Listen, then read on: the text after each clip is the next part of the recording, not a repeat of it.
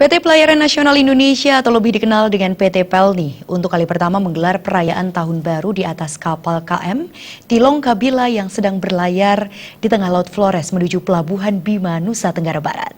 Perayaan menyambut Tahun Baru diisi beragam acara menarik yang telah disiapkan PT Pelni seperti live music, lomba-lomba, pengundian door prize, dan pesta kembang api.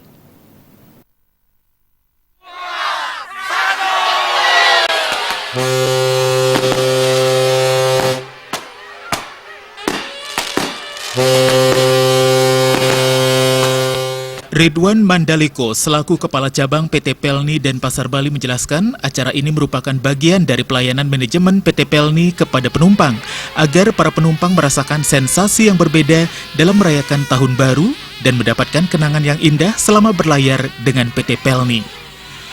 Suatu kebanggaan nanti buat kami sebagai pelayan kepada masyarakat, pelayan kepada calon penumpang, supaya mereka mendapatkan suatu kenangan.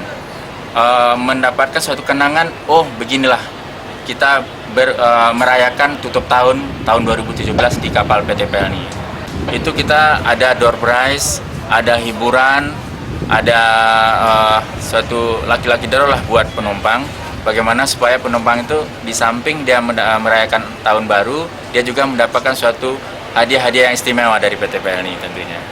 Eko Yatno, nahkoda kapal KM Tilong Kabila, mengungkapkan kesiapan menjalani apapun program dari manajemen PT Pelni yang bertujuan membuat penumpang merasa aman dan nyaman dalam perjalanan menuju tempat tujuan. Siap melayani masyarakat apapun itu bentuknya program dari manajemen. Intinya kita di atas kapal penumpang merasa nyaman, aman selama berada di atas kapal sampai ke tempat tujuan. Seperti tadi kita juga diadakan pengecekan dari Marine Inspector, ramcek, ya, pengecekan skoci, pemadam kebakaran, semua dicek dan berfungsi dengan baik. Acara dimulai dari pukul 21 waktu Indonesia Tengah dengan suguhan live music di atas panggung yang berlokasi di dek 5 kapal.